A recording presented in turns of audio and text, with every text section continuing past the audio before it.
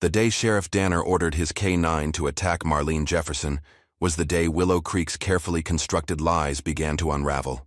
For 15 years, the elderly black woman had lived quietly at the edge of town, tending her garden while keeping deadly secrets buried beneath her property. The police expected their trained dog to intimidate her.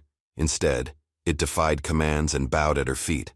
As phones captured the moment, no one realized they were witnessing the first move in a dangerous game. Marlene wasn't just an old woman with a mysterious past. She was Major Jefferson, former Special Forces K-9 commander, and the chemical weapons cover-up she'd been silently guarding was about to explode into the open. The powerful men who thought they could erase her would soon learn that some soldiers never stop fighting, even when the battlefield changes.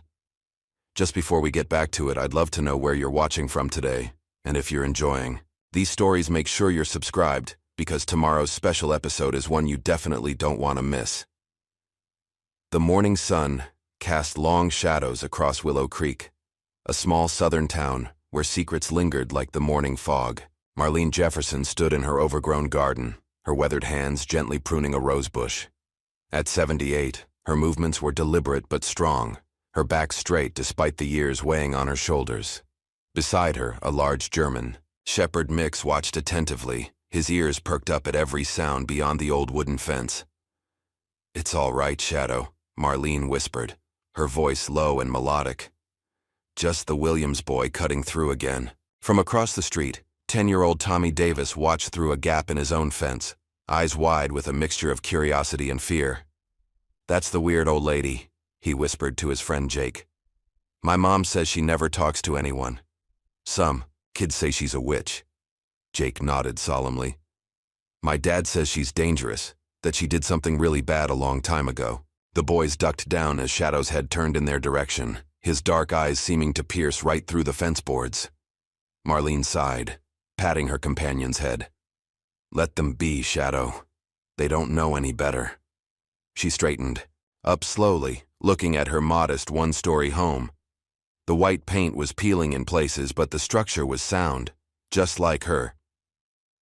As she walked up the porch steps, she paused, sensing something different in the air today. A heaviness, a warning. At the Willow Creek Diner, the morning shift was in full swing. The smell of coffee and bacon filled the air as Officer Rick Danner slid into a booth where 3 other police officers were already seated. "Well, look who decided to show up," Officer Pete Lawson said with a smirk. "Daddy let you out to play with the big boys today?" Rick forced a smile, ignoring the jab. At 28, he was the youngest officer on the force and the only one who hadn't grown up in Willow Creek. But more importantly, he was Sheriff Thomas Danner's son, a fact no one would let him forget. "You missed all the excitement, officer," Daniel said, stirring his coffee. "Mitchell Crane just announced his new development plan, going to put Willow Creek on the map." "The mall project?" Rick asked, reaching for a menu. "I thought that was still in the proposal stage." "Not anymore. Got approved last night. Only problem is that old Jefferson woman.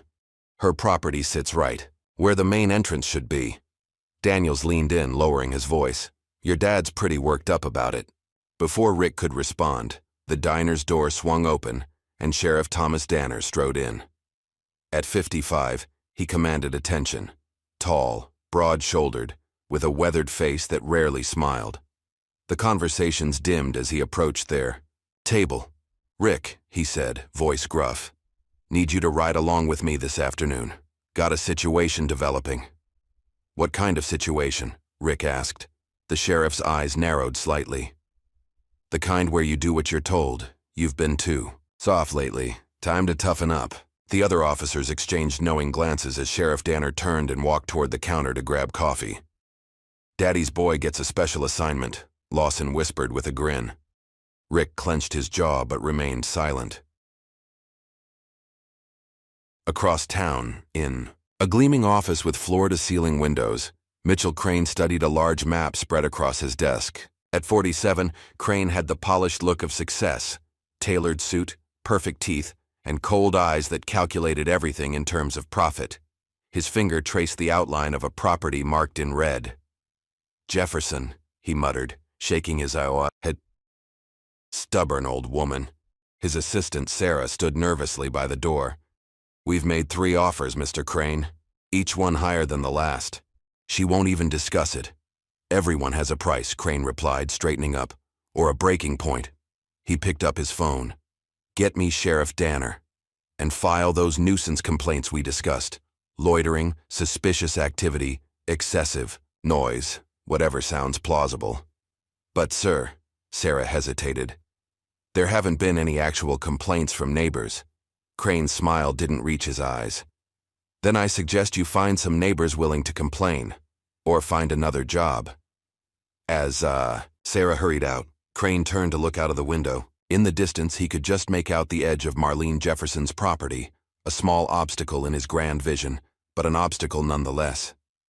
Back at her home, Marlene sat at an old writing desk, a single lamp illuminating the paper before her. Shadow lay at her feet, his breathing steady and comforting. Her hand moved slowly across the page. "My dear James." It's starting again. The whispers, the stares. "A man came by yesterday, all smiles and promises. Said he wanted to buy my home for future development. When I refused, the smile vanished. I know that look. I've seen it before. I may need your help soon.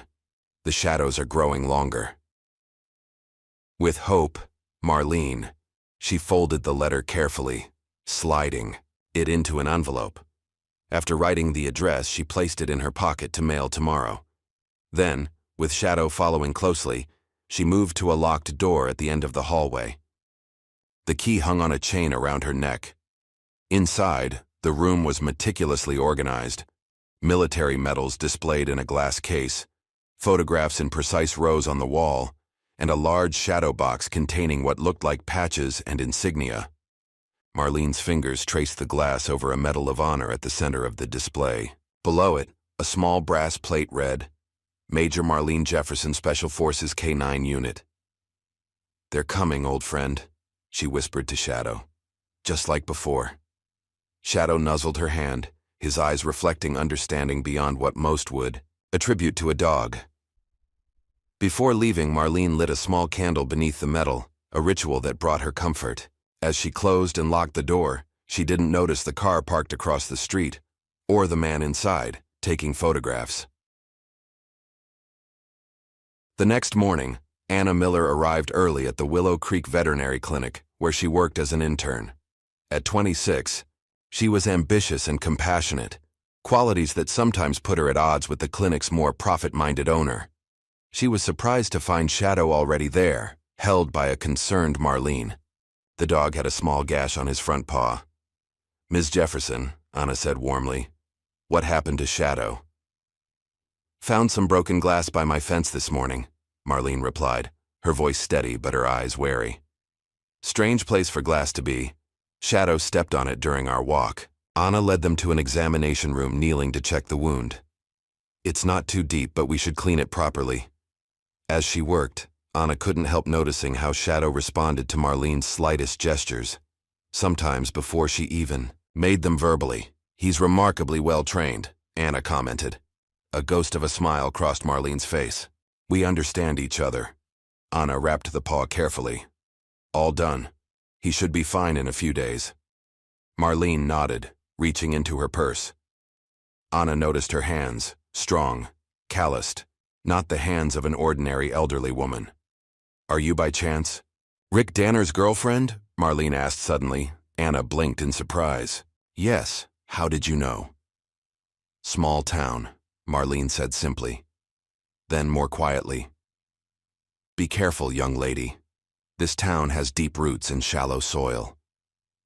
Before Anna could ask what she meant, Marlene and Shadow were gone, leaving Anna with an unsettled feeling and a growing curiosity.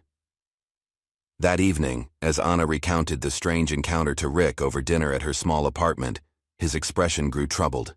"Dad's been talking about her," he admitted. "Crane wants her property for the mall entrance. Claims she threatened him when he made an offer." Anna frowned. That doesn't sound like her. She was dignified, almost military in her bearing. Rick shrugged. "Dad says she's been trouble for years. Keeps to herself, won't participate in town affairs. He thinks she's hiding something." Or maybe she just values her privacy, Anna countered. Not everyone needs to be the center of attention. Rick sighed, reaching for her hand. Just be careful. Around her, okay? Something's brewing and I don't want you caught in the middle. Are you worried about me or worried about crossing your father? Anna asked pointedly. The question hung in the air between them, unanswered. As night fell over Willow Creek, Marlene sat on her porch, shadow at her feet. The stars were bright above, but she sensed the storm coming. Tomorrow would bring trouble. She could feel it, in her bones, the same way she'd felt it before deployments years ago. Inside her locked room, the candle still burned beneath the Medal of Honor, a small flame of resistance against the darkness gathering outside. The next morning dawned with an unusual stillness over Willow Creek. Marlene Jefferson was in her garden earlier than usual, harvesting herbs before the day's heat set in. Shadow paced restlessly at the edge of the property, his body tense. I know, Marlene murmured. They're coming today. Sure enough, at precisely 10 o'clock, a police cruiser pulled up in front of her house. Sheriff Thomas Danner stepped out, his uniform pressed and badge gleaming in the sunlight. Behind him, looking considerably less comfortable, was his son, Officer Rick Danner. Shadow's growl was low and warning as the two men approached the gate. Marlene placed a calming hand on his head, but didn't silence him. Morning, Ms. Jefferson. Sheriff Danner called out, his voice carrying a false cheerfulness. Mind if we have a word? Marlene straightened up slowly, brushing soil from her hands. What can I do for Willow Creek's finest today? The sheriff pushed the gate open without waiting for an invitation. We've received some complaints from your neighbors. Thought we should check in. Rick followed his father, his eyes taking in the meticulously kept garden, herbs, vegetables, and flowers growing in organized sections. Nothing like the overgrown mess that had been described in the complaint. What sort of complaints? Marlene asked, her voice calm but her eyes sharp. Sheriff. Danner consulted his notepad. Noise disturbances, suspicious activity at odd hours, possible code violations regarding your property upkeep. He gestured vaguely at the yard. That sort of thing. Rick shifted uncomfortably. He'd read the complaint report that morning and found it oddly detailed yet vague, as if written by someone who'd never actually been to the property. I see, Marlene said, wiping her hands on her gardening apron. And which neighbors reported these issues? That's confidential information, ma'am, the sheriff replied. We're just here to investigate. Shadow moved closer to Marlene, his growl deepening as Sheriff Danner took another step forward. You might want to control your dog, Ms. Jefferson, the sheriff said, his hand moving instinctively toward his holster. Shadow, stay, Marlene commanded, her voice suddenly sharper, more authoritative. The dog stopped growling but remained alert, his eyes fixed on the sheriff. Dad, Rick interjected, I'm not seeing any of the issues mentioned in the report. The yard is well maintained and… Officer Danner, his father cut him off. Why don't you check the perimeter while I continue speaking with Ms. Jefferson? Rick hesitated, then nodded, moving away to walk the property line. As soon as he was out of earshot, the sheriff's demeanor changed. Let's cut to the chase, Jefferson. You know why we're really here. Marlene's expression remained neutral. I believe I do. Mr. Crane sent you. Mitchell Crane is bringing progress to this town, the sheriff said, lowering his voice. Jobs, tax revenue, tourism, but you're standing in the way. My land is not for sale, Marlene replied simply. Not to Mr. Crane, not to anyone. The sheriff took another step closer. You know, I looked into your background. Not much there, almost like someone erased it. Makes a man wonder what you're hiding. Marlene didn't flinch. I'm not hiding anything, Sheriff. I'm simply living my life. A life that could be made very difficult, he warned. Small towns have long memories, especially for outsiders who don't cooperate. Shadow's growl returned, louder this time. The sheriff reached for his radio. This is Danner. Send the K9 unit to 1427 Maple Street. Possible aggressive animal situation. Marlene's eyes narrowed. That's unnecessary, Sheriff. Just a precaution, he replied with a cold smile. Our K9 officer might have some advice on handling your pet. Rick returned just as a second police vehicle pulled up. Officer Daniels stepped out, leading a muscular Belgian Malinois on a leash. "What's going on?" Rick asked, looking between his father and Marlene. "Ms. Jefferson's dog is showing aggressive tendencies," Sheriff Danner explained. "Officer Daniels is here to assist." Rick frowned. "Dad, Shadow was just protecting his owner. He's not being aggressive now." But Sheriff Danner ignored him, gesturing for Officer Daniels to approach. "Ms. Jefferson, we need you to step away from the dog." "No," Marlene said firmly. "There's no need for this escalation." Shadow stood protectively in front of Marlene, his posture alert but controlled. Officer Daniels smirked. "You heard the sheriff, ma'am. Step away from the dog or I'll have to demonstrate what a properly trained police K-9 can do." For a brief moment, something flashed in Marlene's eyes. Not fear, but recognition. A memory.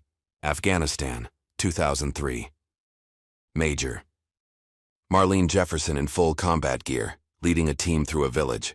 A military K-9, a Belgian Malinois much like the one now facing her, trotting obediently at her side. The dog alerting to an IED seconds before her team would have triggered it.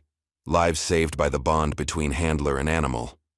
The flashback vanished as quickly as it had come. Marlene's stance shifted subtly, her shoulders squared, her chin lifted. When she spoke, her voice carried the unmistakable tone of command. "I will not step away from my dog, officer, and you will not release yours." Sheriff Danner's face reddened. "That's it. You're interfering with police business." He turned to Daniels. "Show her what happens when people don't cooperate." Rick stepped forward. "Dad, this isn't right." The complaint was, "Stand down, Officer Danner," his father snapped. "Daniels, proceed." Officer Daniels grinned, unclipping his dog's leash. "Rex, forward," he commanded, pointing at Marlene. "Apprehend." The police dog lunged forward, but then something unexpected happened. As the dog approached Marlene, she made a subtle hand gesture, almost imperceptible, and whispered something under her breath. The K-9 stopped abruptly, ears perked. It tilted its head, looking at Marlene with new interest. Then, to everyone's shock, the dog dropped to the ground, rolled onto its back, and wagged its tail submissively. "Rex!" Daniels shouted, his face contorted with confusion. "Apprehend! Now!" But the dog ignored him, instead crawling forward on its belly toward Marlene, whining softly. "What the hell?" Sheriff Danner muttered, his hand now fully on his weapon. Marlene knelt slowly, extending her hand to the police dog, which licked her fingers respectfully. Shadow remained calm beside her, as if he'd expected nothing less. "That's impossible," Daniels sputtered. "He's never disobeyed a command, unless he received a stronger one," Rick said quietly, watching Marlene with newfound curiosity. Sheriff Danner's face darkened with anger. "That's enough. Marlene Jefferson, you're under arrest for obstruction of justice and interfering with police duties." "On what grounds?" Rick challenged, stepping between his father and Marlene. "Step aside, officer," Sheriff Danner ordered. "That's a direct command from your superior." Rick hesitated, his principles warring with years of conditioning to obey his father. Slowly, reluctantly, he moved aside. Sheriff Danner roughly pulled Marlene's hands behind her back, snapping handcuffs around her wrists. "You have the right to remain silent." As he continued the Miranda rights, Marlene remained dignified, her eyes meeting Rick's with an unspoken message. Shadow growled but stayed in place, seemingly understanding that resistance would only make things worse. "Take care of Shadow," Marlene said to Rick as his father led her to the cruiser. "There's food in the pantry." Officer Daniels was still, trying to regain control of Rex, who continued to ignore his commands, watching Marlene with what looked remarkably like respect. As the police car drove away with Marlene in the back seat, neighbors began emerging from their homes, some filming with their phones. Among them was Tommy Davis and his mother. "Why are they arresting Ms. Jefferson?" Tommy asked, his earlier fear replaced by confusion. His mother shook her head. "I don't know, honey. She never bothered anyone." "But Dad said she was dangerous," Tommy insisted. "Sometimes," his mother replied softly. "People say things about others that say more about themselves than the person they're talking about. Later that afternoon, Anna rushed into the police station, finding Rick sitting at his desk, looking troubled. "I just heard what happened," she said breathlessly. "Is it true? They arrested Marlene Jefferson because her dog growled at your father?"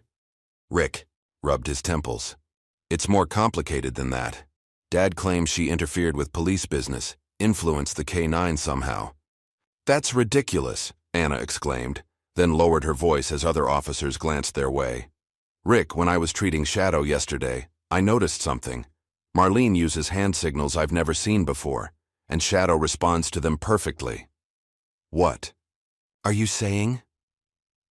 "I think she was a dog trainer," Anna whispered. "But not just any trainer. Those commands. I've read about similar techniques in veterinary journals. They're used in military K9 units." Rick's eyes widened. "You think Marlene was military?" "I think she was more than that," Anna replied. "The way she holds herself, the precision in her movements. And Rick, I think she whispered a command to your K9 officer's dog. A command that overrode his." Before Rick could respond, there was a commotion at the front desk. A man in a crisp suit was arguing with the desk sergeant. "I'm here to post bail for Marlene Jefferson," the man was saying, his voice calm but authoritative.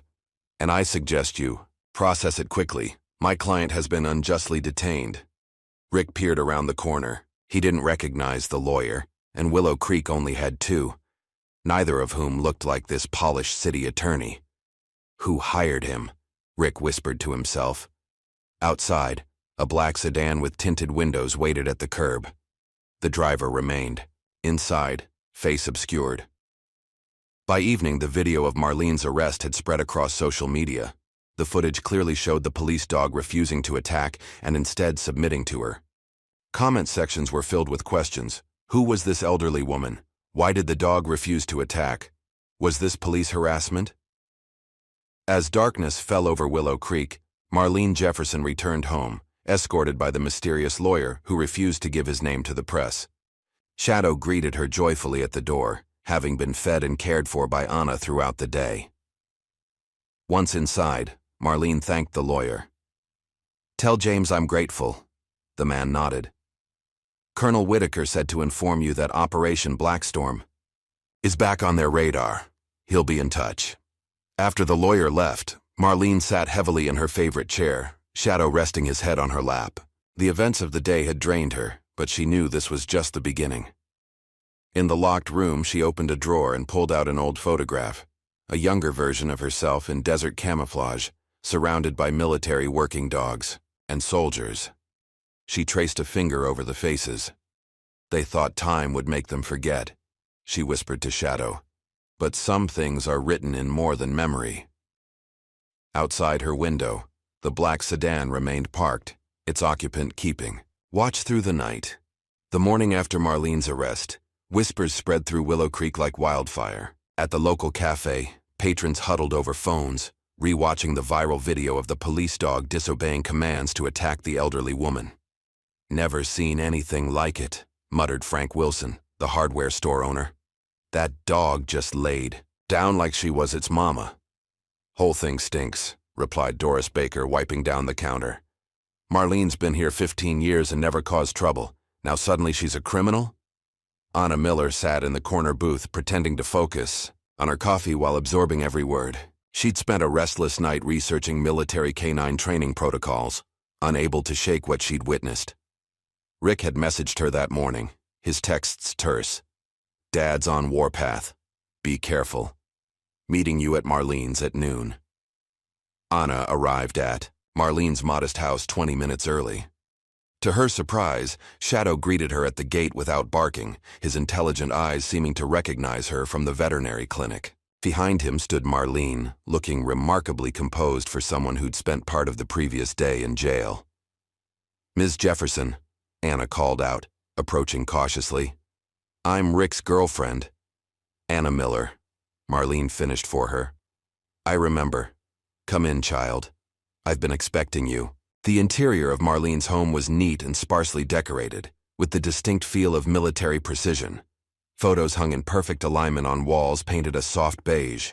In the living room, A worn leather sofa faced a brick fireplace where a small fire crackled despite the mild weather.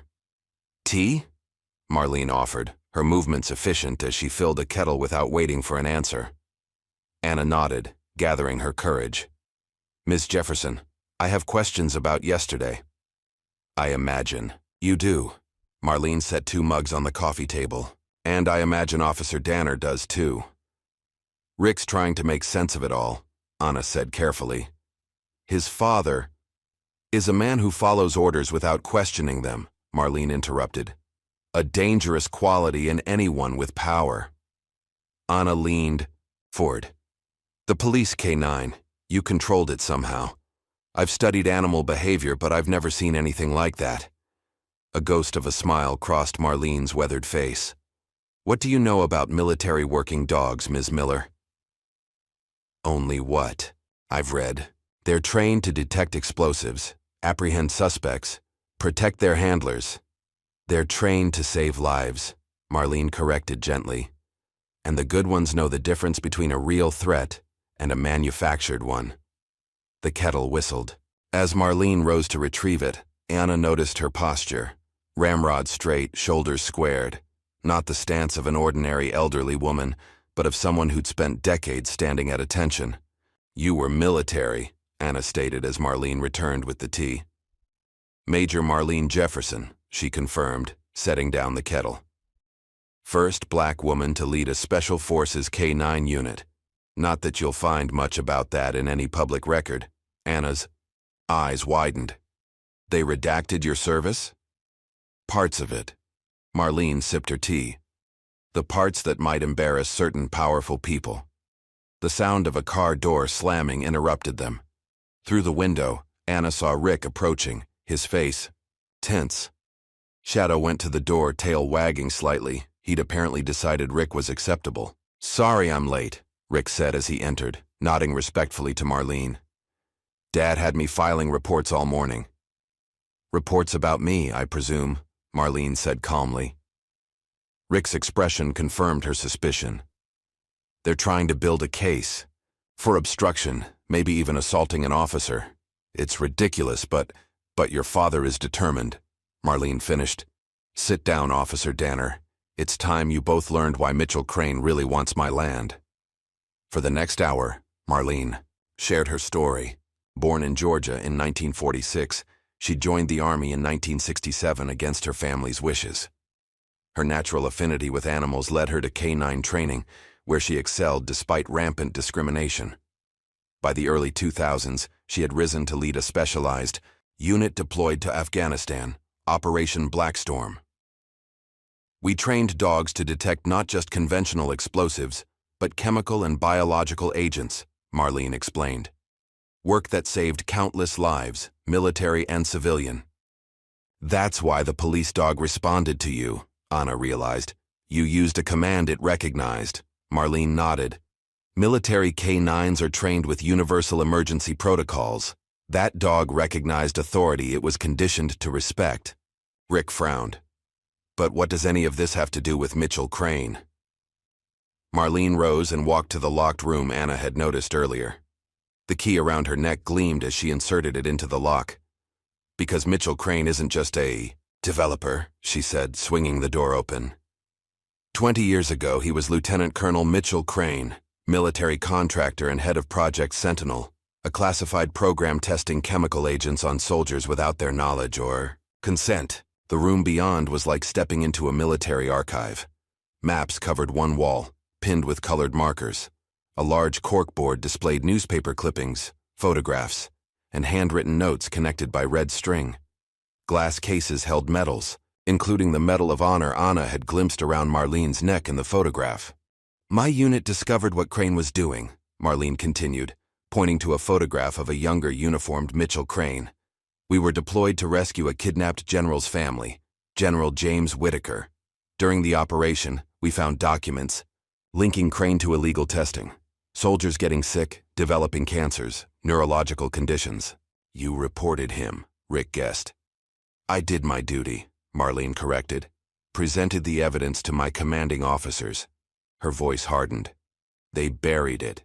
Crane had powerful friends in defense contracting. I was quietly forced into retirement. Insubordination was the official reason. But why does he want your land now? Anna asked. Shadow had moved to Marlene's side, as if sensing her distress at the memories. Because I kept copies of everything, Marlene said quietly. And because this land holds more secrets than just mine. Before she could elaborate, Shadow's ears perked up. A car engine rumbled outside. Marlene moved quickly to the window, then relaxed slightly. It seems we have another visitor, she said. One I've been expecting. A tall, distinguished black man in his 60s stepped out of a black sedan, the same car Anna had noticed at the police station the previous day. He moved with military precision as he approached the house. Colonel Whitaker, Marlene explained.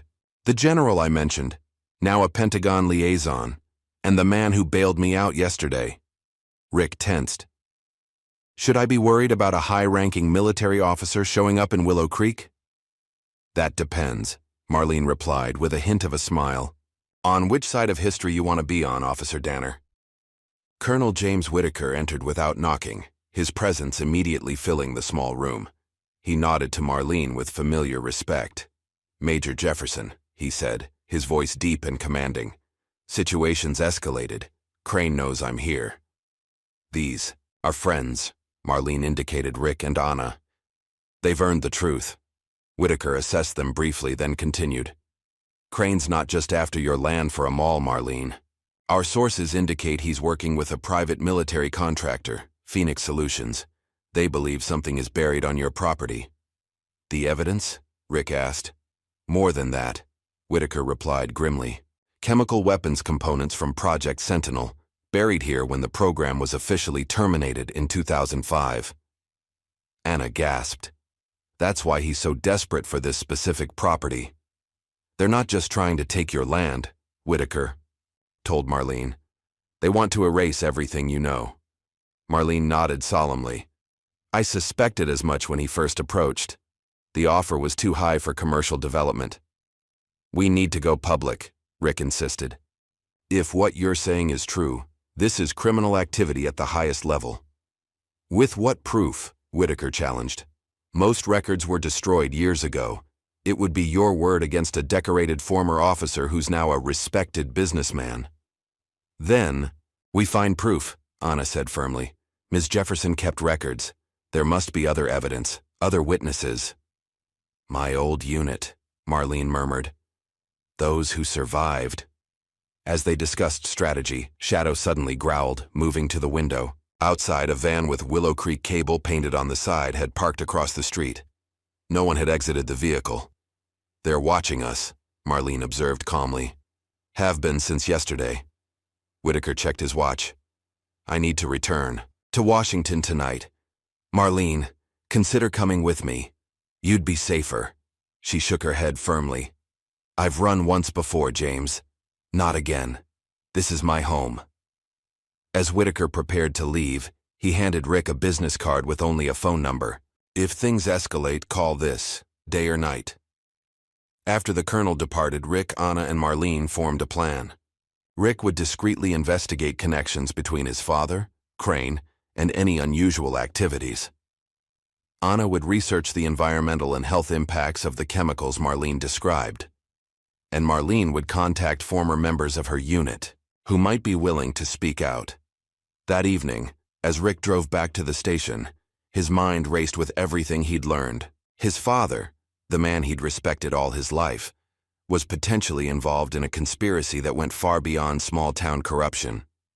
At the station, he accessed the computer database, searching for connections between Mitchell Crane and his father.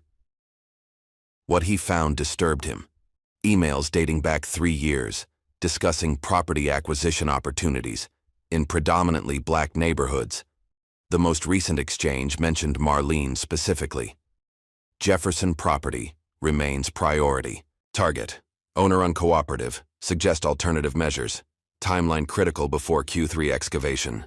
Rick downloaded the emails to a flash drive, his hands shaking slightly. As he was about to log off, Officer Daniels appeared behind him. Sheriff's looking for you, Daniels said, his eyes narrowing at the screen. What are you working on so late? Just clearing old reports, Rick lied, closing the window. Tell him I'll be right there. As Rick headed to his father's office, he texted Anna. Found something. Crane planning excavation. Meet tomorrow morning. Meanwhile, Anna was at her apartment, combing through scientific journals for information on chemical weapons testing. Her screen displayed a research paper titled, Long-Term Health Effects of Organophosphate Exposure in Military Personnel, 2010. The author list caught her eye. The third name was M. Jefferson. She documented it all, Anna whispered to herself, downloading the paper. She tried to warn them. Her phone buzzed with Rick's text. Before she could reply, her screen displayed an incoming email from an unknown sender. The subject line read, simply, Black Storm survivors. The body contained a single line. We've been waiting for someone to ask the right questions. Attached was a file with medical records of dozens of soldiers, all showing similar symptoms, all having served in the same region of Afghanistan during the early 2000s. Anna forwarded the email to Rick with a single comment. We're not alone in this. By morning, the quiet investigation had gained momentum. Rick arrived at Marlene's house with a grim expression, flash drive in hand. Crane's been planning this for years, he explained, showing them the emails. And there's more. The mall project was approved with unusual speed, environmental impact studies waived, zoning restrictions modified. Your father's influence? Marlene asked. Rick nodded reluctantly. His signature is on everything. Anna shared her discoveries. Marlene, your research paper from 2012. It details exactly what happened to your unit, and I received anonymous medical records confirming the pattern of exposure. The survivors reaching out, Marlene said softly. Brave souls. Their planning was interrupted by Shadow's alert bark. Through the window, they saw Mitchell Crane himself approaching the house, flanked by two men in suits. Right on schedule, Marlene commented, surprisingly calm. The direct approach when intimidation fails. Should I call Whitaker? Rick asked, reaching for his phone. Not yet, Marlene replied. Let's hear what Crane has to say first. The doorbell rang. Shadow positioned himself protectively beside Marlene as she opened the door. Ms. Jefferson, Crane greeted with a practiced smile that didn't reach his eyes. I thought it was time we spoke directly, without intermediaries. Mitchell, Marlene replied coldly. Or do you prefer Lieutenant Colonel still?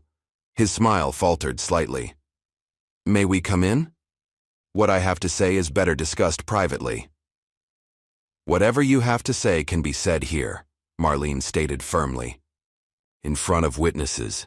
Crane's eyes flickered to Rick and Anna, hardening when he recognized the sheriff's son. Officer Danner, interesting company you're keeping. Does your father know you're here? I'm off duty, Rick replied evenly, and concerned about harassment of a citizen in our community. Crane's jaw tightened, but he maintained his composure. Ms. Jefferson, I'm prepared to double my previous offer for your property, $2 million, more than generous for a house in this condition.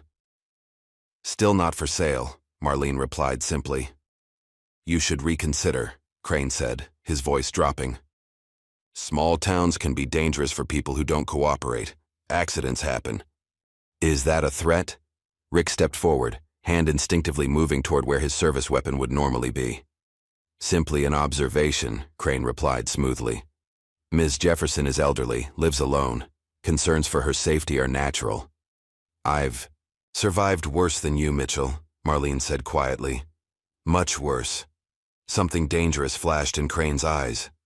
You always were stubborn, Major, but this isn't Afghanistan. No one's coming to save you here. That's where you're wrong, Anna interjected, holding up her phone. Everything you've just said is being recorded, including what sounds very much like a threat. Crane's composure cracked. You have no idea what you're involving yourselves in. This goes beyond a piece of property. We know exactly what this is about, Marlene replied. Project Sentinel. The chemical testing. The buried evidence. The color drained from Crane's face. For a moment, Naked panic replaced his practiced confidence. "You're delusional," he recovered quickly. "The ramblings of an old woman with dementia. No one will believe you." "Perhaps not," Marlene agreed. "But they might believe the documentation I've kept, or the survivors who are starting to speak out, or the chemical analysis of soil samples my young friend here has been collecting." Anna hadn't been collecting soil samples, but she maintained a poker face at Marlene's bluff. Crane backed toward the door. "You've made a serious mistake today. All of you." His eyes locked with Marlene's. "Some secrets should stay buried, Major, for everyone's safety." After Crane and his men departed, Rick exhaled sharply. "He's rattled. That means he's dangerous." "He always was," Marlene said grimly. "Now we need to move quickly. He'll escalate. After this." "What soil samples were you talking about?" Anna asked. "A bluff," Marlene admitted. "But not a bad idea. If there are chemical weapons components buried on my property, there might be trace evidence in the soil." Rick nodded thoughtfully. "We need to document everything. Build a case that's too solid to ignore or bury. And we need to find a journalist we can trust," Anna added. "Someone who won't back down under pressure." "I might know someone," Rick said. "Layla Morales. We were at the academy together before she left for journalism school. She works for the Atlanta Tribune now, specializes in government corruption stories." As they solidified their plans, Shadow suddenly raised his head, ears perked. A low growl rumbled in his chest. "What is it, boy?" Marlene asked, moving to the window. Outside, several unmarked vans had parked down the street. Men in workmen's clothing were unloading equipment, but their movements were too precise, too coordinated for ordinary laborers. "He's not waiting," Marlene observed. "Those are private security, military contractors. I recognize the formation." "We need to get you out of here," Rick insisted. "No," Marlene said firmly. "If I leave, he wins. There's something else we can do." She turned to Anna. "You mentioned soil samples. If we're going to prove what's buried here, we need evidence." "The root cellar," Rick suggested. "If they buried something on your property years ago, that's where they'd access it." Marlene nodded. "Follow me." The root cellar entrance was concealed behind a garden shed at the far edge of Marlene's property. The heavy wooden doors, weathered by years of exposure, groaned as Rick pulled them open. Stone steps descended into darkness. "I haven't been down here in years," Marlene admitted, switching on a flashlight. "Not since I first discovered what they'd hidden." Shadow led the way, his nose working the air as they descended. The cellar was larger than Anna had expected. A main chamber with rough stone walls and a packed earth floor, with smaller rooms branching off. "This was here when I bought the property," Marlene explained. "Former owner was a farmer who stored preserves and root vegetables down here. But I found something else." She moved to the far wall, tapping different stones in a specific pattern. To Rick and Anna's amazement, a section of the wall swung inward, revealing a hidden chamber beyond. "Hydraulic mechanism," Marlene explained. "Military grade, not something a farmer would install." The hidden room contained a metal vault built into the earthen wall. Unlike the rustic cellar, this was modern technology. A digital keypad glowed softly in the dim light. "Discovered this 6 months after moving in," Marlene said. "Took me 3 years to crack the code." She entered a long sequence of numbers. The vault hissed as the seal broke, the heavy door swinging open automatically. Inside was a treasure trove of documents, files, photographs, digital storage devices, and a small recording device that looked military issue. Everything was meticulously organized and labeled. "My insurance policy," Marlene explained, removing a thick file labeled Sentinel, Phase 2 deployment. Rick examined a map showing what appeared to be Willow Creek, with Marlene's property marked with a red X. "They buried it here because it was remote," Marlene explained. "Rural area, few questions. Previous owner was a contractor's cousin. Property, sold to me by mistake after his death. By the time they realized who I was, it was too late." Anna picked up the recording device. "What's on this?" "The smoking gun," Marlene replied. "Meeting recorded in 2004. Crane and his military sponsors discussing the cover-up after soldiers began showing symptoms. She pressed play. The audio was grainy but clear enough. Liability concerns are secondary. Primary objective is containment of both materials and information. The test subjects, not test subjects general. Soldiers, American soldiers. Semantics, Crane. The point is, they were exposed according to protocol. The fact that the effects were more severe than anticipated is unfortunate, but within acceptable parameters. And the disposal site? Secured. Remote location? Minimal population. Materials contained in military-grade storage. Site will be monitored through shell company ownership. And if there's leakage, contamination? Acceptable collateral. Area demographics make significant outcry unlikely. The recording continued, detailing plans to silence whistleblowers and manipulate medical records to hide evidence of deliberate exposure. My God, Rick whispered. They knowingly poisoned soldiers and were prepared to poison an entire town. If necessary, Marlene added grimly.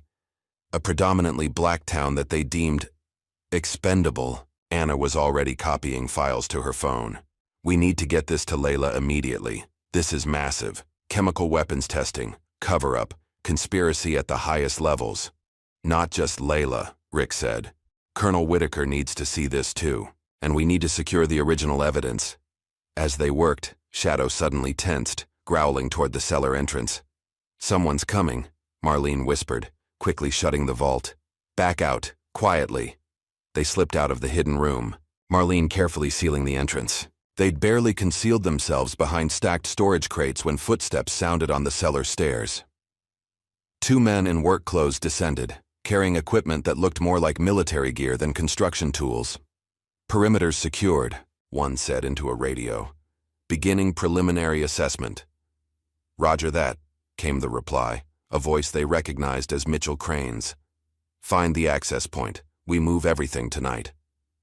The men began methodically examining the walls, using what appeared to be ground-penetrating radar. They're looking for the vault, Anna whispered. Rick assessed their options. The only exit was past the men. He made a quick decision, pulling out. His phone and dialing, suddenly his ringtone blared loudly. The men spun around, reaching for weapons concealed under their jackets. Police! Rick shouted, stepping forward with his badge. What are you doing on private property? The men hesitated, clearly not expecting law enforcement. Utility inspection, one attempted. Gas line assessment. Without notice to the homeowner? Without proper city vehicles? Rick challenged. Identification, both of you. Now. Anna and Marlene emerged from hiding, Shadow staying protectively close to Marlene. Officer Danner, one man said, recognizing him. Your father cleared this operation. My father doesn't authorize trespassing, Rick replied firmly. Call him if you want, but you're leaving now. The men exchanged glances, then reluctantly headed for the stairs. This isn't over, one muttered as they departed. Once alone, Rick turned to Marlene and Anna. We need to move fast. They'll be back with reinforcements and probably a warrant. I'll send everything to Layla now, Anna said, fingers flying over her phone. But we should keep the originals safe somewhere else. I know someone who can help, Marlene said. Louise Ramirez, Sergeant Lou. She served in my unit, lost her leg saving my life during a mission gone wrong. She lives off the grid about 30 miles from here. Crane doesn't know about her. Can we trust her? Rick asked. With my life, Marlene replied without hesitation. She's been hiding from them as long as I have. They carefully packed the most. Critical evidence, the recording, key documents proving the chemical testing and maps of the burial site. As they emerged from the cellar, they saw the workers conferring with new arrivals, men in suits who had the unmistakable bearing of federal agents. Not real feds, Marlene whispered. Phoenix Solutions, private military contractors. Cranes, people. We need to split up, Rick decided. They'll be watching all of us now. I'll take Shadow and the evidence to Lou, Marlene said. They'll expect me to run, but not where I'm actually going. I'll create a distraction, Rick offered. Make it look like we're leaving with the evidence. Draw them away from you. And I'll get everything to Layla, Anna added. Digital copies, our testimonies, everything we've learned. As they quickly finalized their plan, Marlene paused, placing a hand on Rick's arm. Your father will have to answer for his part in this, Rick finished grimly. No matter what that means for me. Marlene nodded, a newfound respect in her eyes. Your badge says, protect and serve. Today, you honor that oath. They separated at the back of the property. Rick and Anna headed visibly toward his car, carrying decoy folders, while Marlene and Shadow slipped away through a neighbor's yard toward a pre-arranged meeting point where Lou would pick them up. Expected, the men followed Rick and Anna, allowing Marlene to escape unnoticed. As Rick drove away, he watched in the rearview mirror as two black SUVs pulled out to follow them. Phase 1 worked, he told Anna. Now for the hard part, staying alive long enough to make this public. Anna clutched her phone, containing copies of everything they'd found. I've already uploaded everything to a secure cloud server. Even if they get my phone, the evidence is safe. As they drove toward Atlanta, where Layla was based, Rick's phone rang. The caller ID showed Dad. He hesitated, then answered on speaker. What the hell do you think you're doing? Sheriff Danner demanded without preamble. Interfering with a federal operation, threatening contractors. They're not federal, Dad, Rick interrupted. They're private military contractors working for Crane, and they're trespassing on private property without a warrant. You don't understand what's at stake here, Rick. His father's voice lowered. This is bigger than some old woman's property. Rights. I know exactly what's at stake, Rick replied coldly. Chemical weapons, illegal testing on soldiers, cover-ups that go all the way to the Pentagon, and you're helping them. A long silence followed. When Sheriff Danner spoke again, his voice had changed. Where are you, Rick? We need to talk, in person. This isn't what you think. It's exactly what I think, Rick replied. And it ends today. He ended the call, exchanging a grim look with Anna. He'll track your phone, she warned. I'm counting on it, Rick replied, turning onto a side road. We need them following us, not looking for Marlene. Meanwhile, Marlene and Shadow had reached the rendezvous point, an abandoned gas station on the outskirts of town. A battered pickup truck was waiting, its driver a woman in her 50s with a weathered face and alert eyes. Major, Lou Ramirez greeted, sliding over to make room. Just like old times. Too much like old times, Lou, Marlene replied, helping Shadow into the truck. They found the vault. Lou's expression darkened. Bastards never quit, do they? She patted the prosthetic leg visible beneath her jeans. Lesson I learned the hard way. As they drove away, Marlene looked back at the town that had been her home for 15 years. Crane won't stop, she said quietly. Not until he recovers what's buried or destroys us all trying. Then we make sure the whole world knows what. He did, Lou replied, determination in her voice. No more shadows. No more silence. Shadow rested his head on Marlene's lap as the truck sped down the highway, carrying secrets that had been buried far too long. The early morning sun cast long shadows as Colonel James Whitaker strode purposefully through the federal courthouse in Atlanta. After receiving Anna's frantic call the previous evening, he had flown in overnight, pulling every string in his considerable network. Now, flanked by two serious-looking aides, he approached Judge Eleanor Barnes's chambers. Colonel Whitaker, the judge greeted him, her silver hair framing a face that had seen decades of legal battles. It's been a while, not since that terrorism case in '09. Judge Barnes, Whitaker nodded respectfully. I need an emergency injunction. Today. Now. 30 minutes later, Whitaker emerged with a signed federal order temporarily halting any demolition, excavation, or forced removal on Marlene Jefferson's property. His phone buzzed, a text from an unknown number that he recognized as Sergeant Lou Ramirez's burner phone. Package secure. Eagle resting. Awaiting coordinates. Marlene and the evidence were safe. For now. Meanwhile, Anna Miller had barely slept. Holed up in a modest hotel room on the outskirts of Atlanta, she had spent the night organizing the digital evidence and preparing it for Layla Morales, Shadow's veterinary records provided an unexpected bonus. Footage from the clinic's security cameras showed men searching the treatment rooms days before the confrontation at Marlene's house. They were planning this all along, Anna murmured to herself as she added the clips to her file. Her phone rang, Rick calling from a new number. "Are you safe?" she asked immediately. "For now," Rick replied, his voice tight with exhaustion. "They followed me halfway to Birmingham before I lost them." "You?" Whitaker came through. "He's got an injunction against Crane. I'm meeting Layla in, an hour. Be careful," Rick warned. "Crane's people are everywhere. I've been monitoring police channels. Dad's put out an APB on my car." Anna's breath caught. "Rick, what are you going to do?" A long pause. "What I should have done years ago. Stand up to him." Across town, Layla Morales waited in a busy coffee shop, her laptop open but her eyes constantly scanning the entrance. At 32, she had built a reputation as a fearless investigative journalist with the Atlanta Tribune, specializing in government corruption. When Rick's message had come through, she'd recognized its importance immediately. Anna entered cautiously, carrying a backpack and wearing sunglasses despite the overcast day. The women recognized each other from Rick's descriptions and exchanged nods before moving to a corner table. "Rick vouches for you," Anna said without preamble. "Says you can't be bought." Layla's mouth quirked.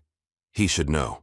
We both turned down lucrative offers to look the other way on a police brutality case 3 years ago. That's why he's a small-town cop and I'm still driving a 10-year-old Honda." She leaned forward. "Show me what you've got." For the next hour, Anna laid out everything. Marlene's military background, the chemical testing, the buried evidence, Crane's private security force, the sheriff's complicity. Layla took rapid notes, occasionally asking sharp questions that revealed her quick grasp of the situation. "This is Pulitzer material," she said finally, scrolling through the documents Anna had transferred to her laptop. "But also dangerous as hell. These people don't play games." "Neither do we," Anna replied firmly. "Marlene spent 15 years guarding this secret. Rick sacrificed his relationship with his father. I've probably lost my veterinary career. We're all in." Layla nodded, respect in her eyes. "I'll need 24 hours to verify independently and get editorial approval. This isn't just a local story. It's national, maybe international." "We don't have 24 hours, Anna warned. "Crane's getting desperate. The injunction won't stop him for long." "Then we work faster," Layla decided, closing her laptop. "I've got contacts at the CDC who can verify the chemical exposure data, and a friend at the Pentagon who owes me for keeping his name out of a scandal last year." As they finalized their plan, Anna's phone buzzed with an alert from her veterinary clinic's security system. The footage showed Sheriff Danner and 2 men in suits searching her office. They were looking for her, and for evidence. "It's starting," Anna said grimly, showing Layla the feed. "We need to move." Back in Willow Creek, public sentiment was shifting rapidly. The video of Marlene's arrest had gained national attention, with commentators questioning the use of force against an elderly woman. Veterans groups had begun speaking out after recognizing Marlene's name from declassified mission reports. Outside the sheriff's office, a small but growing crowd of protesters had gathered, many holding signs reading, "Justice for Major Jefferson." "And who commands your K9? Sheriff Thomas Danner watched from his window, his face tight with stress. The phone on his desk rang. Mitchell Crane again. "I can't hold this together much longer," Danner said without greeting. "The injunctions bought us some time, but people are asking questions I can't answer." "Then don't answer them," Crane snapped. "Stick to the script. Jefferson is mentally unstable, making false accusations. Your son is confused, manipulated by her." "My son has evidence, Mitchell. Real evidence." A long pause. "What kind of evidence?" "I don't know exactly, but he said something about chemical weapons, illegal testing. Said it goes all the way to the Pentagon." Crane's voice turned cold. "Handle your son, Thomas, whatever it takes. We're too close to let this fall apart now." After hanging up, Sheriff Danner stared at the photo on his desk, himself and Rick at his son's police academy graduation. With a heavy sigh, he opened his drawer and removed a small recorder, pressing the button to create a new audio file. My name is Sheriff Thomas Danner, he began, his voice weary. And this is my confession. At Lou Ramirez's cabin, hidden deep, in the Georgia woods, Marlene sat on the porch with Shadow at her feet. Despite the peaceful setting, her military instincts remained on high alert. She watched as Lou emerged from the tree line, completing another perimeter check. All clear, Lou reported, easing into a chair beside Marlene. The former sergeant moved, with surprising grace despite her prosthetic leg, years of adaptation evident in her fluid movements. No one followed us. They'll find us eventually, Marlene said quietly. Crane won't stop. Lou nodded, her weathered face solemn. I've contacted the others, Jackson, Rivera, Thompson, all the survivors from our unit who can still travel. They're coming. You shouldn't have risked it, Marlene protested. Wasn't my call, Lou replied with a half smile. Once they heard you were finally fighting back, wild horses couldn't stop them. We've been waiting 15 years for this, Major. Shadow's ears suddenly perked up, his body tensing. Both women immediately reached for weapons. Lou a shotgun leaning against the wall, Marlene a handgun concealed under her jacket. A vehicle approached slowly through the trees, Colonel Whitaker's black sedan. Stand down, Marlene told Shadow, who relaxed marginally but remained vigilant. Whitaker emerged from the car looking grimmer than when they'd last seen him. It's worse than we thought, he announced without preamble. Crane's called in every favor he has. They're trying to get the injunction lifted on national security grounds. Can they do that? Lou demanded. They're claiming the material buried on your property is classified military hardware that poses an imminent threat if disturbed improperly.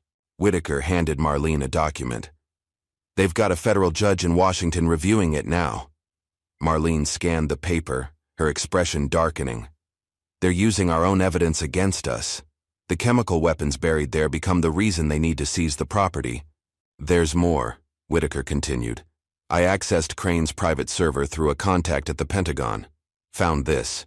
He passed Marlene a tablet displaying what appeared to be technical schematics.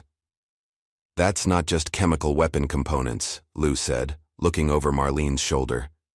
That's a delivery system. They weren't just storing the materials. They were building something, Marlene finished. Something they never wanted found. Meanwhile, in Atlanta, Layla Morales was moving with the efficiency of a seasoned journalist on the brink of a career-defining story. With Anna's help, she had verified key elements of Marlene's account through independent sources. CDC contacts confirmed that unusual clusters of rare cancers and neurological disorders had been documented among veterans of certain classified operations. A Pentagon whistleblower corroborated the existence of Project Sentinel, though official records remained sealed. Now, sitting in her editor's office, Layla made her case. This isn't just another corruption story, Jim. This is systematic abuse of power, endangering civilians, betrayal of our troops. Jim Sanders, the Tribune's executive editor, held up a hand. I believe you, Layla. The evidence is compelling. But Crane has already called our publisher directly, threatened lawsuits that would bankrupt the paper. Let him try, Layla challenged. Truth is an absolute defense against libel. It's not just lawsuits. There have been other threats. Sanders looked uncomfortable. His people suggested that running this story could be seen as compromising national security. Layla leaned forward. That's how you know we're onto something big, Jim. They're scared. After a tense silence, Sanders nodded. Green light. But we do this by the book. Every fact triple-checked, every source verified, and we go digital first. Too risky to wait for print. Layla's phone buzzed. A text from Anna. They found my apartment. Trashed it, moving to backup location. The noose was tightening. As evening fell, Rick Danner sat in his parked car outside the Willow Creek police station, gathering his courage. He had driven straight through from Birmingham, avoiding main roads, and switching vehicles twice with help from old academy friends. Now, watching officers come and go from the building where he'd worked his entire career, he felt a strange calm settle over him. His phone rang. Anna. Layla got approval, she told him. Story goes live at midnight. Are you sure about this next part? No choice, Rick replied. Dad has to answer for his role, and I need to get those falsified reports before they disappear. Be careful, Anna pleaded. Whitaker says Crane's people are getting desperate. That makes two of us, Rick said softly. I love you, Anna. Before she could respond, he ended the call and stepped out of the car. Taking a deep breath, he walked straight through the front door of the station. The desk sergeant's eyes widened. Rick, your dad's been looking everywhere for you. I know, Rick replied calmly. That's why I'm here. Sheriff Danner was on the phone when Rick entered his office without knocking. Seeing his son, the sheriff froze, then quickly ended his call. Where the hell have you been? He demanded, rising from his chair. I've had APBs out for 2 days. I know that too, Rick said, closing the door behind him. Just like I know about your arrangement with Mitchell Crane, the falsified complaints against Marlene Jefferson, the buried chemical weapons. Sheriff Danner's face paled. You don't understand what you're talking about. I understand perfectly, Rick countered. I've seen the evidence, all of it. The recording of Crane discussing using soldiers as test subjects, the emails between you two planning to seize Marlene's property, the environmental impact reports you helped suppress. It's complicated, Rick. No, it's actually very simple, Rick interrupted. You betrayed your oath. You helped cover up crimes against American soldiers, against your own community. The sheriff sank back into his chair, suddenly looking older. I didn't know what was buried there. Not at first. Crane just said it was a development opportunity. By the time you realized, you were already involved, Rick finished. So you doubled down. To Rick's surprise, his father nodded. I've made a full confession, he said, sliding a flash drive across the desk. Everything I know about Crane, the development, all of it. I recorded it this morning. Rick stared at the drive, then at his father. Why? Because you were right, Sheriff Danner said simply. And because whatever else I am, I'm still your father. I won't let Crane make you collateral damage in this. Before Rick could respond, the station's lights suddenly went out. Emergency generators kicked in seconds later, bathing the room in dim red light. That's not a power failure, Sheriff Danner said, reaching for his weapon. That's... The window behind him shattered as the night erupted in chaos. The attack came with military precision. Simultaneous power cuts throughout Willow Creek, communications jammed, and strategic points secured within minutes. At Marlene's property, black-clad figures with advanced tactical gear swarmed the perimeter, bypassing the police tape marking the federal injunction zone. Breaching team in position, a voice reported through encrypted channels. No sign of the target or the evidence. Mitchell Crane, monitoring from a command vehicle parked 2 blocks away, slammed his fist on the console. She has to have hidden it somewhere on the property. Find it. As his men ransacked Marlene's home, Crane's phone rang, a secure line from Washington. Please tell me you've contained the situation, said a terse voice that carried the unmistakable tone of Pentagon authority. Working on it, Crane replied. Minor complications. Minor doesn't describe what I'm hearing, the voice snapped. An Atlanta newspaper is about to run a story connecting Project Sentinel to unauthorized chemical weapons testing. Veterans are speaking out, and Colonel Whitaker, a decorated war hero, is publicly supporting their claims. I'll handle Whitaker, Crane promised. And the evidence won't see daylight. You have my word. Your word lost its value when you lost control of this operation, the voice replied coldly. Clean it up, Crane, or we'll send someone who can. The line went dead, leaving Crane seething. 15 years of careful planning unraveling because of one stubborn old woman and her dog. Unbeknownst to Crane, Lou Ramirez had installed hidden cameras throughout Marlene's property years earlier, a precaution that now gave them eyes on the operation.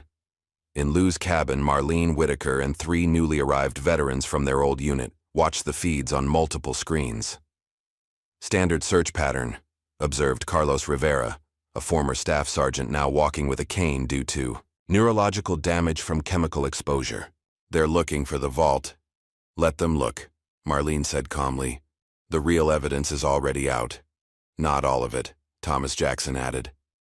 At 55, the former medic still carried himself with military bearing despite the tremor in his hands, another legacy of Project Sentinel. The delivery system specs Whitaker found change everything. They weren't just testing chemicals, they were weaponizing them for deployment in civilian areas. Whitaker's phone buzzed with an alert.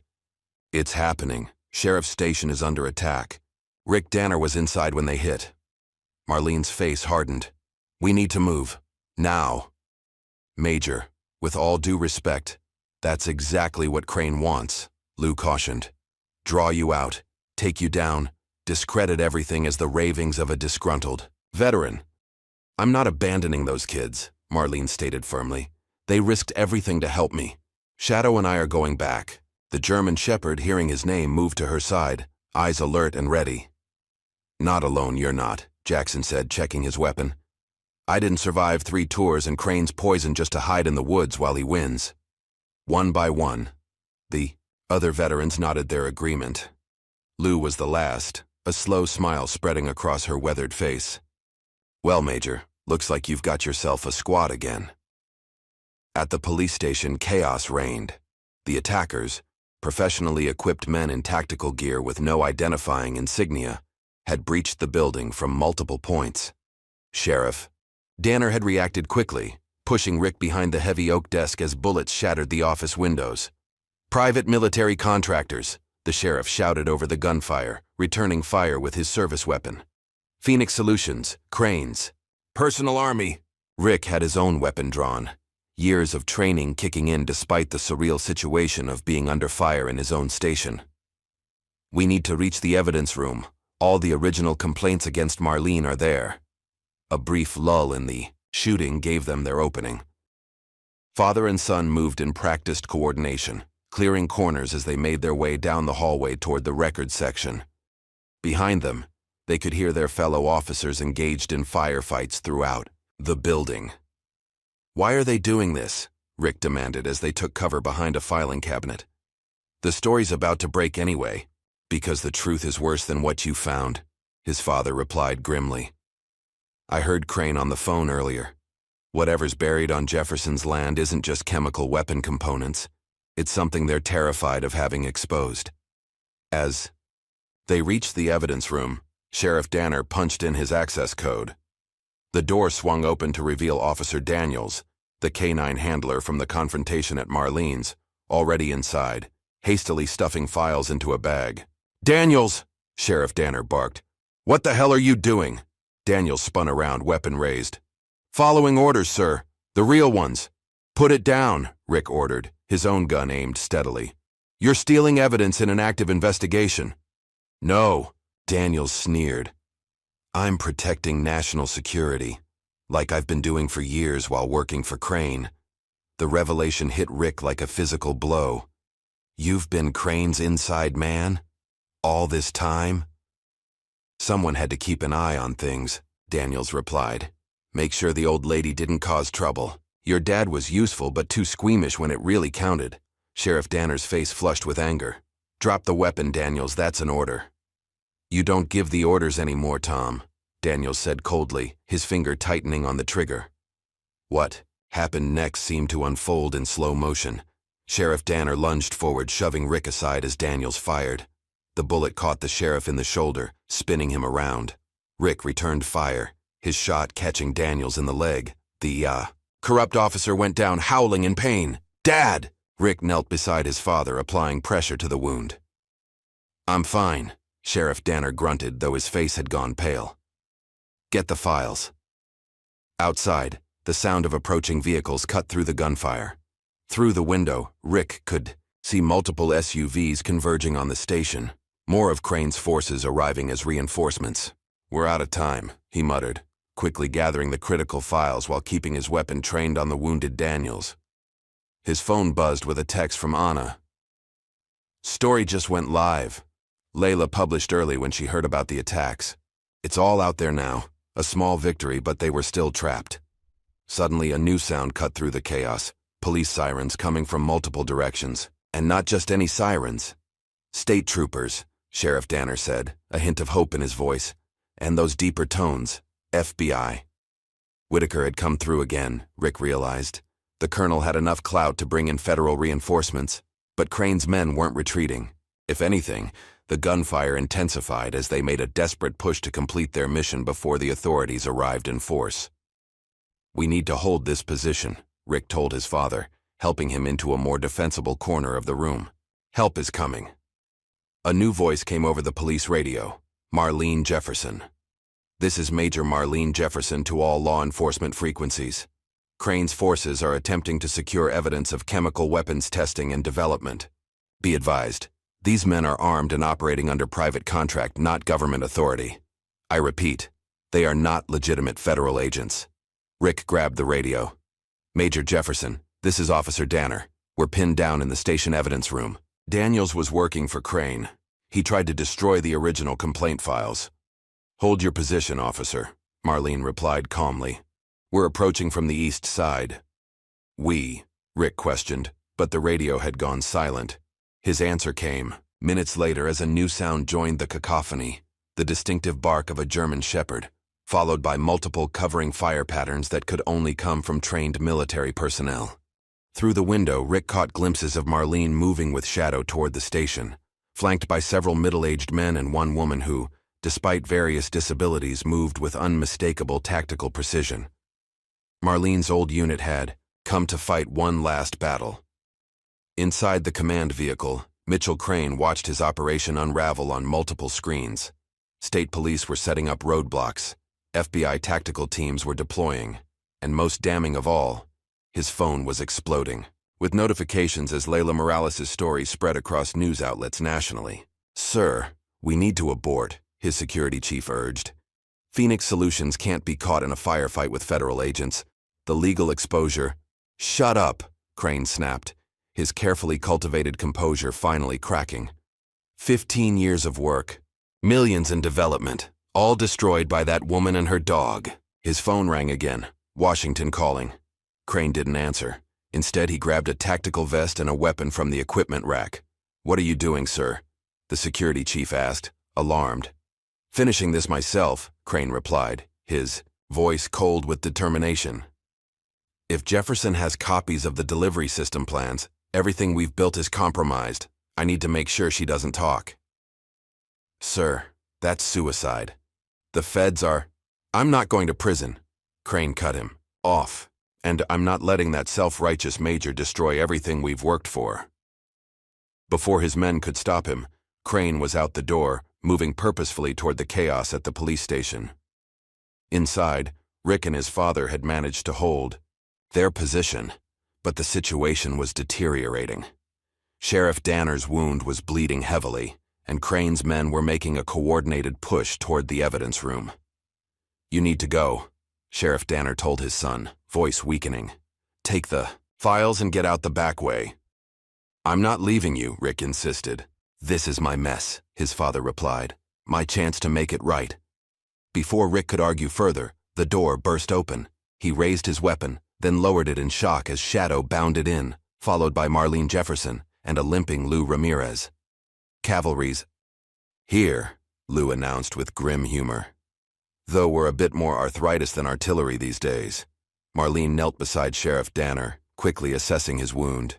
"You'll live," she told him bluntly, "if we get you out of here."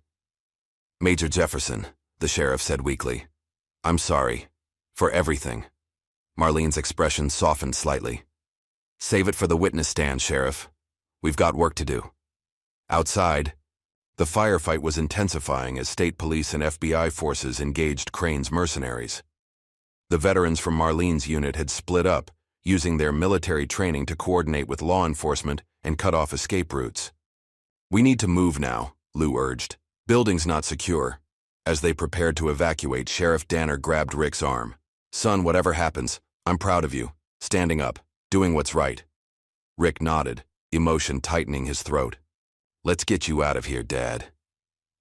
They made it halfway down the back corridor when Mitchell Crane stepped out from a side room, weapon raised. "Major Jefferson," he said, his polished veneer stripped away to reveal the cold calculation beneath. "Still causing problems after all these years," Shadow growled, positioning himself protectively in front of Marlene. It's over, Crane, Marlene replied calmly. The story's out. The FBI's here. Your private army is being rounded up as we speak. Nothing's over until I say it is, Crane snarled, his aim unwavering. You have no idea what you've done, what you've exposed. This went beyond weapons testing. We were developing systems to protect American cities from chemical attacks. By poisoning American soldiers? Lou challenged. By burying experimental weapons in civilian communities? Acceptable losses, Crane replied coldly. For the greater good. There's nothing good about what you did, Marlene said. And I think deep down, you know that. For a moment, something like doubt flickered across Crane's face. Then his expression hardened. Enough talk. You're coming with me, Major. You're going to tell the world this was all a misunderstanding. A confused old woman with dementia making wild accusations. And if I refuse? Marlene asked. Crane's smile was chilling. Then, this ends the way it should have 15 years ago. With you silenced permanently, he shifted his aim toward Shadow. Starting with your dog. What happened next occurred so quickly that Rick could barely process it. As Crane's finger tightened on the trigger, Sheriff Danner lunged forward despite his wound, knocking the weapon upward. The shot went wild, hitting the ceiling. Shadow, responding to a hand signal from Marlene, launched forward in a perfectly executed takedown, clamping onto Crane's arm with trained precision. The developer went down hard, screaming as the German Shepherd held him immobilized. Stand down, Shadow, Marlene commanded after a moment. The dog immediately released Crane and returned to her side, watching the fallen man with vigilant eyes. Sheriff, Danner collapsed against the wall, his strength finally giving out. Rick rushed to his father's side while Lou covered Crane with her weapon. Always knew. That dog was special. Sheriff Danner managed before losing consciousness.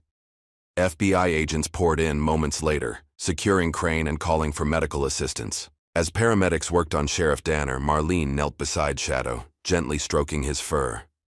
Good boy, she whispered. The best boy. Outside, dawn was breaking over Willow Creek.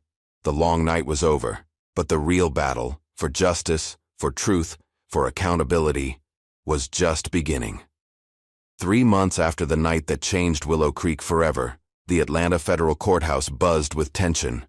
Camera crews lined the steps outside, while inside the largest courtroom was filled to capacity. The trial of Mitchell Crane had become a national spectacle, drawing attention from veterans groups, civil rights organizations, and government, watchdogs alike. Marlene Jefferson sat in the front row, her posture military straight despite her 78 years. Shadow rested at her feet, a special exemption granted by the judge after learning of his service history. Beside them sat Anna Miller, her hand intertwined with Rick Danner's. Across the aisle, Lou Ramirez and the surviving members of Operation Blackstorm filled an entire row, their presence a silent testament to years of suffering and silence. All rise, the bailiff called as Judge Eleanor Barnes entered, her silver hair gleaming under the courtroom lights. The prosecution table was led by a no-nonsense federal attorney named Sarah Reynolds, hand-selected by the Justice Department, after the scope of Crane's crimes became apparent. Opposing her sat Crane's defense team, 5 high-priced lawyers from a prestigious Washington firm, their expressions confident despite the mountain of evidence against their client. Mitchell, Crane himself looked diminished in his tailored suit, the arrogance drained from his face after months in federal custody. His eyes darted occasionally toward Marlene, a mixture of hatred and fear evident in his gaze. The prosecution calls Major Marlene Jefferson, Attorney Reynolds announced. A hushed anticipation fell over the courtroom as Marlene rose, giving Shadow a gentle command to stay. She walked to the witness stand with dignity, swearing her oath with the clear voice of someone accustomed to speaking truth to power. Major Jefferson, Reynolds began, please tell the court about your military service and your involvement with Operation Blackstorm. For the next hour, Marlene detailed her distinguished career. From her groundbreaking role as the first black woman to lead a Special Forces K-9 unit through her deployments in combat zones around the world. She explained how Operation Blackstorm had been created to rescue hostages and detect chemical and biological threats using specially trained dogs. And when did you first become aware of Project Sentinel? Reynolds asked. Marlene's expression grew somber. During a rescue operation in Afghanistan, 2004. We were extracting General James Whitaker's family from captivity when we discovered documents in a hidden compartment. They detailed unauthorized chemical testing on American soldiers, specifically my unit and others operating in the region. And the defendant's role in this testing? Lieutenant Colonel Mitchell Crane was the program director, Marlene stated firmly. His signature was on every authorization form, every test protocol. When soldiers began showing symptoms, neurological issues, respiratory problems, unusual cancers, he ordered the records classified and the soldiers reassigned to different units to hide the pattern. Crane's lead attorney objected repeatedly, citing national security concerns. But Judge Barnes allowed the testimony to continue, a testament to the thorough declassification work Colonel Whitaker had orchestrated behind the scenes. As Marlene continued her testimony, she maintained her composure even when describing the most horrific details: fellow soldiers collapsing during training exercises, unexplained seizures, medical concerns dismissed as stress reactions. The courtroom was silent except for her steady voice and the occasional sob from family members of affected veterans. "What happened when you reported these findings to your superiors?" Reynolds asked. "I was told the matter would be investigated internally," Marlene replied. 2 weeks later, I was called to a meeting where Mitchell Crane himself was present. He informed me that I was being honorably discharged for health concerns. When I protested, it was changed to insubordination. "Did you continue to pursue the matter after your discharge?" "I tried," Marlene said. "But files disappeared. Witnesses were transferred or retired. Then I learned that chemical components from Project Sentinel were being stored somewhere civilian. I tracked them to Willow Creek, to what would eventually become my property." "You purchased the land knowingly?" "I did," Marlene confirmed. "To protect people. To guard the evidence until the day came when someone would listen." When the defense's turn for cross-examination came, Crane's attorney approached, with calculated skepticism. "Major Jefferson, isn't it true that you harbored resentment toward the military after your discharge? That this alleged conspiracy could simply be an elaborate attempt at revenge?" Marlene's gaze was steady. "I never resented the military, counselor. I resented those who betrayed its values. There's a difference. Yet you kept these so-called discoveries secret for 15 years. Why not come forward sooner if lives were at stake?" "I did come forward, repeatedly, to military authorities, to the VA, even to a congressman. Each time the evidence disappeared, witnesses recanted under pressure, and I was labeled unstable." Marlene leaned forward slightly. "When you control the narrative, counselor, you can make the truth sound like madness." The cross-examination continued for hours, but Marlene remained unshaken. When she finally stepped down, returning to her seat beside Shadow, the courtroom erupted in respectful applause that the judge made no attempt to silence. The trial continued for weeks. Rick testified about the falsified complaints against Marlene and his discovery of the correspondence between his father and Crane. Anna presented her findings about the health impacts of the chemicals used in Project Sentinel. Layla Morales took the stand to detail how she had verified Marlene's claims through independent sources.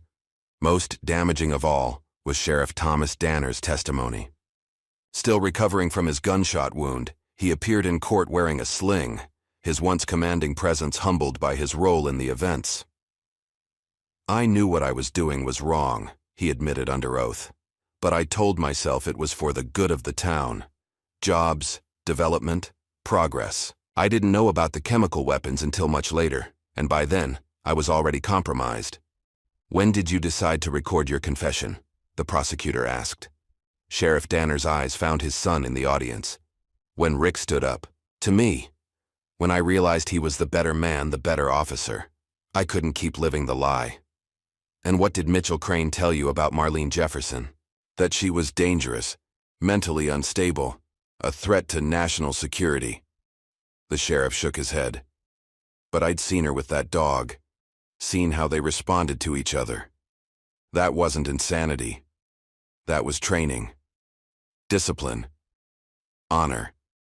When asked why he finally risked his life to stop Crane during the confrontation at the police station, Sheriff Danner's answer was simple. Because it was the right thing to do. Something I should have remembered a long time ago. As the trial neared its conclusion, an unexpected moment captivated the nation. The judge granted a special request for Shadow to be brought to the center of the courtroom. A K9 handling expert demonstrated how the dog responded to Marlene's commands, the same commands that had caused the police dog to stand down months earlier. These are universal emergency override protocols, the expert explained, developed for military canines to prevent friendly fire incidents. The fact that a police dog responded to them confirms that it was trained using military guidelines and recognized Major Jefferson's authority. The demonstration left no doubt about Marlene's expertise or the legitimacy of her claims. Shadow performed flawlessly, his disciplined response a stark contrast to the chaos of that first confrontation. In his closing argument, Crane's attorney attempted one final defense. Whatever my client's actions, they were undertaken with national security in mind. He believed he was protecting Americans from chemical threats. His methods may have been flawed, but his intentions were patriotic. Prosecutor Reynolds's rebuttal was devastating. Patriotism isn't poisoning the soldiers who volunteered to serve. It isn't burying chemical weapons in a civilian community, and it certainly isn't silencing those brave enough to stand against such abuses. She gestured toward Marlene.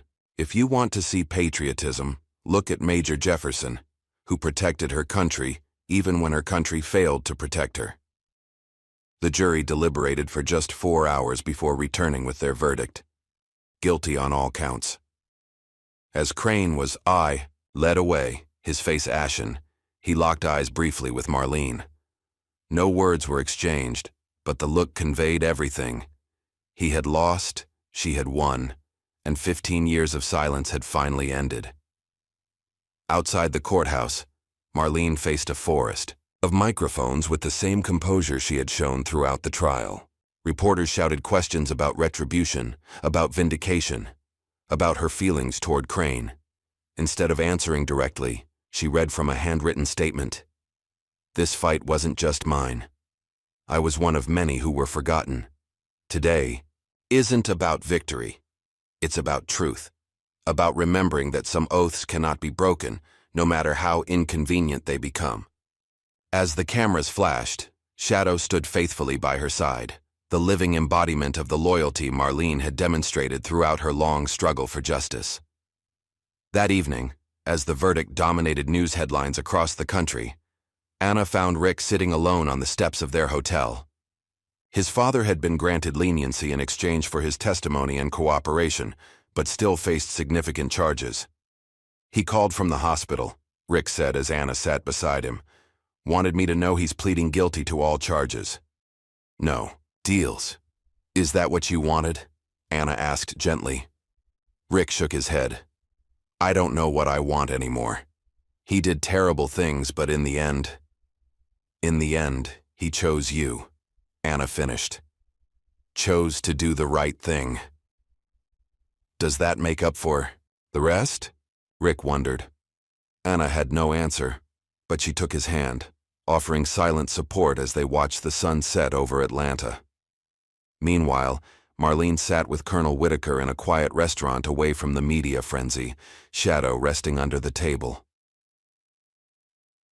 The court has ordered full declassification of the Blackstorm and Sentinel files, Whitaker informed her, and the land will remain with you, though the cleanup operation for the buried materials will take months. And the others? Marlene asked. My unit? Full veterans benefits restored, medical care for all service-connected conditions, and a formal apology from the Secretary of Defense. Whitaker smiled slightly. It's not enough, but it's a start. Marlene nodded, gazing out the window at the city lights. 15 years, James. Sometimes I thought this day would never come. You never gave up, he replied simply. That's what makes you who you are. As they spoke, Lou Ramirez and the other veterans from their unit entered, joining them at the large corner table. No words were needed. The bonds forged in combat and strengthened through years of shared struggle spoke volumes. They were finally Visible again, no longer shadows of a classified past. 1 year later, Willow Creek had transformed. Where Marlene's modest house once stood, a memorial park now spread across several acres, dedicated to the veterans of Operation Blackstorm and other whistleblowers who had risked everything to expose injustice. The chemical weapons had been safely removed by an elite military environmental team, the soil remediated, and the land repurposed as a place of healing rather than secrets. A simple granite monument at the center bore the names of those who had served in Marlene's unit, both those who had survived to see justice and those who had not. Marlene herself had moved to a comfortable new home at the edge of the park, where she could look out at the monument from her porch. At 79, she remained active in veterans advocacy, though she preferred to work behind the scenes, letting younger voices take the spotlight. On this particular morning, she sat on her porch swing, Shadow beside her, watching as a school bus pulled up at the park entrance. Children poured out, supervised by teachers who led them toward the memorial. "They come every week now," Marlene remarked to Shadow, whose muzzle had grown increasingly gray over the past year. "Different schools, different children, but they all want to hear the story." Shadow's tail thumped lazily against the swing, his eyes still alert despite his advancing age. The Veterans Day ceremony that afternoon was modest by national standards, but significant for Willow Creek. Marlene had declined numerous invitations to speak at larger events in Washington and New York, preferring to host her own gathering for the families of forgotten soldiers. A small stage had been set up near the monument, with chairs arranged on the lawn. Lou Ramirez, now running a sanctuary for disabled veterans and service animals on the outskirts of town, coordinated the event with military efficiency. "They're asking again if you'll speak," Lou told Marlene as they reviewed the program. Marlene shook her head. "No speeches, just the reading of the names." Lou nodded, understanding her friend's preference for substance over ceremony. The general public arrives at 2, family members and veterans at 1 for the private ceremony. As the families gathered, widows, children, parents of those affected by Project Sentinel, Marlene greeted each one personally, Shadow faithfully at her side. For many, this was their first opportunity to meet the woman who had finally brought them answers after years of confusion and loss. "My husband always said something wasn't right about his illness," an elderly woman told Marlene, clutching a framed photograph of a soldier in desert camouflage. "The VA kept saying it wasn't service-connected. He died still trying to prove them wrong." Marlene took the woman's hands in hers. He was right, and now everyone knows it. Across the park, Rick Danner, no longer wearing a police uniform, helped set up chairs with Anna. After the trial, he had resigned from the Willow Creek Police Department, choosing instead to train young recruits in ethics and accountability at the regional academy. "Dad's parole hearing is next month," he mentioned quietly to Anna as they worked. "He's been a model prisoner, teaching GED classes to other inmates." Anna nodded encouragingly. Though Sheriff Danner had been sentenced to 5 years, his cooperation and the circumstances of his final actions had made him eligible for early release. "Are you ready to see him?" "I think so," Rick replied. "We've been writing to each other. It's different now, more honest." Anna squeezed his hand. "That's good." Their quiet moment was interrupted by the arrival of Colonel Whitaker, now retired from the Pentagon and serving on the board of Project Shadow Watch, the non-profit organization that had grown from the events in Willow Creek. The organization advocated for military transparency and whistleblower protections, with Layla Morales heading its investigative journalism division. "Major," Whitaker greeted Marlene warmly. "Everything looks wonderful." "We were late," Marlene replied, a hint of their old military banter in her tone. "But we're here now." The colonel's expression grew solemn. "The president signed the Blackstorm Veterans Relief Act this morning. Full compensation for all affected service members and their families, lifetime medical care, educational benefits for their children. It won't bring back the dead," Marlene observed. "No," Whitaker agreed, "but it acknowledges them, makes their sacrifice official." As the ceremony began, Marlene took her place with Shadow beside the monument. She had chosen not to speak, but her presence was speech enough, a living reminder of persistence in the face of overwhelming odds. The reading of names began, each one followed by the gentle toll of a bell. Shadow sat attentively throughout, as if standing guard over the memory of those being honored. Later that afternoon, as the public ceremony concluded, a more intimate gathering took place under an ancient oak tree on Marlene's property. Rick and Anna had chosen this spot for their wedding, simple, meaningful, and away from public attention.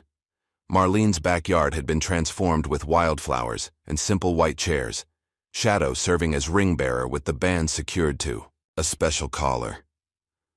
"I never thought I'd find happiness after everything," Rick confessed to Marlene as they watched Anna greet guests. "You gave me that chance." "You gave yourself that chance," Marlene corrected gently, "by choosing what was right over what was easy." After the ceremony, as twilight settled over Willow Creek, Marlene sat alone on her porch, Shadow's head resting on her lap. The old dog's loyalty had never wavered through all the years of hiding, fighting, and finally, vindication. In the distance, she could see the lights of Lou's Veterans Sanctuary flickering on. The facility, funded largely by donation drives sparked by the viral videos of Marlene's arrest, had become a haven for disabled soldiers and their service animals. Already it had helped dozens of veterans find purpose and healing. Colonel Whitaker's car pulled up in her driveway one last time before he headed back to Washington. He joined her on the porch, respectfully petting Shadow. "We were late," he said, echoing her earlier words. "But we're here now." Marlene nodded, understanding the weight of his statement. "Better late than never, James." As Whitaker departed, Marlene noticed a school bus stopping at the Memorial Park. Despite the late hour, a teacher was leading a small group of children to read the names on the monument. Even now, the story continued to touch lives. The formal government apology to Marlene and the surviving members of her unit had come 3 months after the trial, a ceremony at the Pentagon where the Secretary of Defense had personally acknowledged the injustice done to them. She had donated the substantial settlement to build a civil rights legal clinic in Willow Creek, ensuring that others with less resources could still find justice. Shadow stirred, his ears perking up at a sound only he could hear. Despite his age, his senses remained sharp, a testament to his training and the bond he shared with Marlene. "It's all right, old friend," she murmured, stroking his graying fur. "We're home now." As darkness fell completely, Marlene gazed up at the stars, thinking of all the twists and turns that had led to this moment. From a young woman fighting to prove herself in a world that doubted her, to a major commanding elite forces, to a recluse guarding dangerous secrets, and finally to a vindicated whistleblower whose story had changed countless lives.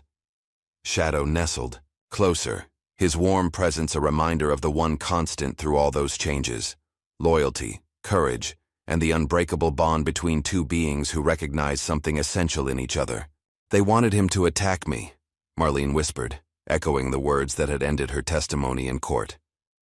"Instead, he remembered who I was." Shadow looked up at her, eyes reflecting understanding beyond what most would attribute to a dog.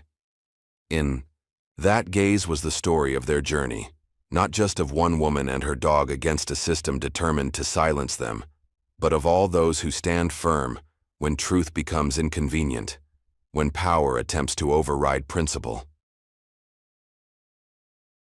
As the memorial lights illuminated the names of those they had fought for, Marlene Jefferson and Shadow kept their quiet vigil, guardians of a legacy that would continue long after them. A legacy of courage, of persistence, and of the difference one unwavering spirit can make against the darkest odds. What would you risk to stand against corruption when the system itself is designed to silence you? If Marlene's story of courage touched your heart, like, subscribe, and share to support more powerful narratives of everyday heroes who refuse to back down.